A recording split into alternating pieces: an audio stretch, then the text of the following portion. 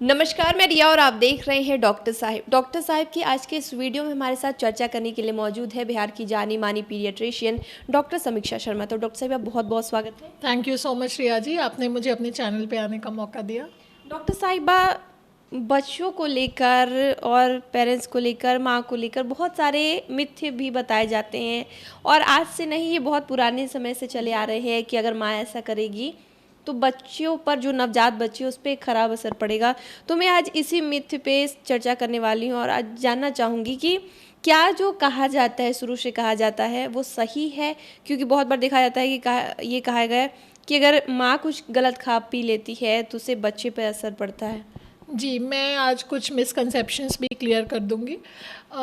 देखिए, सबसे पहले ये आपने बिल्कुल ठीक कहा जाता है कि माँ अगर कुछ खा लिए तो बच्चे को दूध पिला रहे हैं तो वो दूध से बच्चे को गैस होगा। ऐसा कुछ नहीं है, कोई भी गैस माँ के दूध से फिल्टर होके नहीं जाता है। ठीक है, माँ जो दूध पिला रहे हैं उससे माँ के खाने पीने से कोई फ़र्क नहीं पड़ता है। हाँ, ऐसा नहीं कि माँ बहुत हैवी खाएं, वो मदर्स हेल्थ के लिए। माँ अपना घर का खाना खाएं, लाइट खाना खाएं, वो उनके हेल्थ के लिए अपना पौष्टिक खाना खाएं, पर उनके कोई खाने से बच्चे के हेल्थ पे कोई फ़र्क नहीं पड़ेगा। बच्चे के उनके दूध से बच्चों को गैस नहीं होगा। तो ये एक तो मिसकंसेप्शन है जो कि नहीं होना चाहिए। दूसरा एक बहुत बड़ा कॉन्सेप्ट है कि जब मैं हर पेशेंट को देखती हूँ ये बोलते हैं कि जब भी दांत आ रहा है तो हमें फ़ीवर हो रहा है, हमें पतला लैट्रिन हो रहा है, मतलब हर तरह की बीमारी तभी हो रही है दांत आने से हो रही है। मैम, सो दांत आने का दवा दे दीजिए। ऐसा कुछ नहीं होता है कि दांत आने से फ़ीवर हो रहा है या दांत आने से उस वक्त लूज स्टूल वगैरह हो रहा है। होता क्या है कि जब बच्चों को दांत आ रहा होता है तो बच्चों को इरिटेशन होता है उनके गम्स में।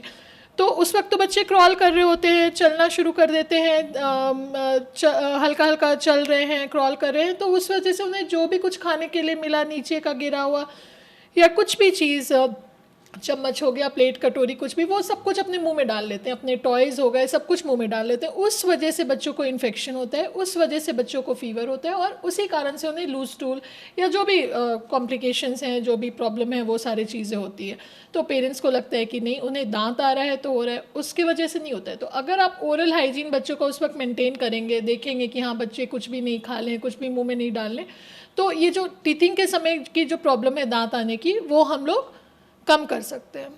तीसरा, बच्चों को ये सबको लगता है कि जितना दूध पिलाओ उतना बहुत अच्छा है। दूध पिलाओगे कैल्शियम जाएगा, बच्चा वेट गेन करेगा। दूध बोला जाता है 6 महीने तक बस माँ का दूध देना है, उसके बाद आपको कॉम्प्लीमेंट्री फीडिंग से उसको रिप्लेस करना है। मतलब फिर दूध का अमाउंट आपको कम करते आना है। कॉम्प्लीमेंट्री फीडिंग यानी कि चावल, दाल, बाकी सारा जो अनाज हम खाते हैं वो सब कुछ देना है। ये इसी वजह से बोला गया है कि बच्चों का जो रिक्वायरमेंट है वो 6 महीने तक बस दूध का होता है, बाकी फिर उनका रिक्वायरमेंट बाकी अनाज का भी होता है। तो आप ये मत समझिए कि आप 7 बार 8 बार बच्चों को दूध पिला रहे हैं, उससे क्या होता है, उनका पेट भर जाता है। 1 साल के बच्चे को अगर आप 8 बार दूध पिला रहे हैं, उनका पेट भरा हुआ है, कुछ खाना वो खाना नहीं चाहते, उस वजह से उनका वेट गेन नहीं होता है। तो ये एक समस्या होता है। तो मैं यही बोलूँगी कि 6 महीने के बाद आप बच्चों को सॉलिड आहार देना शुरू करें। हर आहार आप 3-3 दिन पे इंट्रोड्यूस करें कि आपको पता चले कि हाँ बच्चे को किसी से एलर्जी तो नहीं हो रहा है, बच्चे को किसी से डायरिया तो नहीं हो रहा है, और उस तरह से धीरे करके आप सारा खाना उसको देना शुरू करें। और फिर 1 साल होते होते तक दूध आप 3 से 4 बार दीजिए और 4 से 5 बार बच्चे को खाना दीजिए। तभी तो उसको फाइबर जाएगा, तभी तो उसे पॉटी होगा। उस वजह से उसे पॉटी भी नहीं होता है, खाली दूध में बच्चे रह जाते हैं, उन्हें कॉन्स्टिपेशन की शिकायत होती है। ये भी एक मिथ है। फिर और भी मिथ आता है कि दाल का पानी देना है।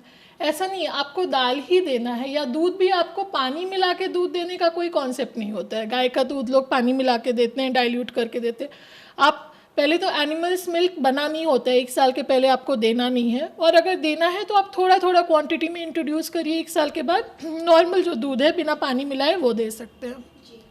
इसके अलावा बहुत सारे और भी जैसे हैं कि बहुत बार देखा जाता है कि नवजात बच्चा है, जन्म के साथ आंखें छोटी हैं, तो हम जो शुरू से काजल की बहुत है कि बहुत ज़्यादा काजल, जितना काजल लगाएंगे आंखें उतनी ज़्यादा बड़ी होगी, तो इसके पीछे का क्या है? ऐसा कुछ नहीं होता है, बस बच्चे को आई में इन्फेक्शन होता है और कुछ भी नहीं होता है। तो ये सारे मिथ्स हैं जो कि हमें ओवरकम करना है। ये सारे अभी भी गांव में चले आ रहे हैं कि हाँ जैसे तुम्हारा बच्चा अगर बहुत जल्दी बोलने लगा तो बच्चा बहुत एक्टिव हो जाएगा, आगे चल के बहुत स्मार्ट हो जाएगा। ऐसा कुछ नहीं होता है। हो सकता है किसी का बच्चा धीरे बाद में बोलता है, किसी का पहले बोलता है, तो वो तो डेवलपमेंट, अगर नॉर्मल डेवलपमेंट हो रहा है तो बच्चा कभी भी बोल सकता है, कभी भी स्मार्ट बन सकता है। ये सारे एक मिसकंसेप्शन है। जैसे आपने आँख के बारे में बात किया, ऐसा कुछ नहीं है काजल लगाने से आँख बड़े हो जाएंगे या इस तरह का मिसकंसेप्शन से हमें दूर रहना चाहिए और बच्चे को उनके अकॉर्डिंगली रखना चाहिए। जी, तो बहुत बहुत शुक्रिया, क्योंकि ये सारी चीज़ें जो है शुरू से चलती आ रही हैं और आज भी कहीं ना कहीं देखा जाए तो चला ही आ रहा है।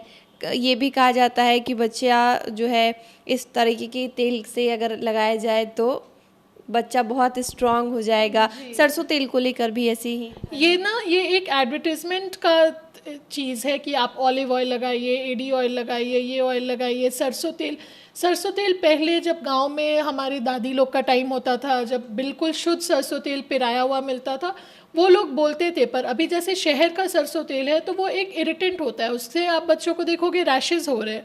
सबसे अच्छा तेल हमारे हिसाब से नारियल तेल होता है, उसमें MCT होता है, वो बॉडी में अब्जॉर्ब भी होता है।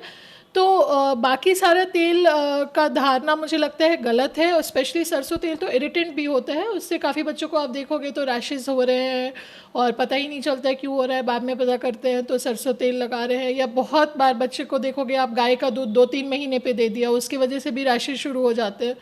तो 6 महीने तक बस माँ का दूध देना है, और तेल में आप नारियल तेल दो, वो बच्चों के लिए काफ़ी है।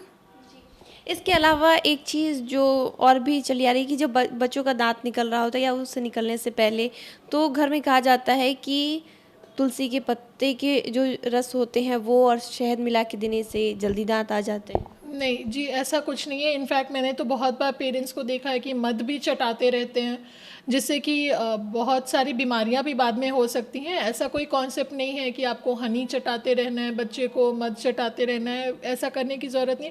जो एक नॉर्मल डेवलपमेंट का जैसा भगवान जी ने बनाया है आप वैसा रहने दो। बच्चा नॉर्मली डेवलप होगा, जब ताने का टाइम होगा तो दांत आएगा, सब कुछ उस अकॉर्डिंगली होते रहेगा, उसमें हमें छेड़छाड़ करने की कोई ज़रूरत नहीं है।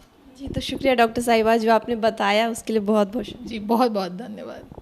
तो आप डॉक्टर समीक्षा शर्मा को सुनाए थे, जिन्होंने पूरी जानकारी हमारे साथ साझा की है कि बच्चों को लेकर जो कितनी सारी धारणा है, कितने सारे मिथ्ये हैं, वो आज भी चले आ रहे हैं और वो आज भी गलत ही होते हैं। क्योंकि बच्चे हैं, नवजात हैं, उनके शरीर से किसी भी तरह की छेड़छाड़ जो है वो बच्चे के लिए खतरनाक हो सकती है। तो इस विषय में आप क्या सोचते हैं, हमें कमेंट कर ज़रूर बताएं। चैनल को सब्सक्राइब कर ले, फेसबुक पेज को लाइक कर ले। वीडियो देखने के लिए आपका शुक्रिया।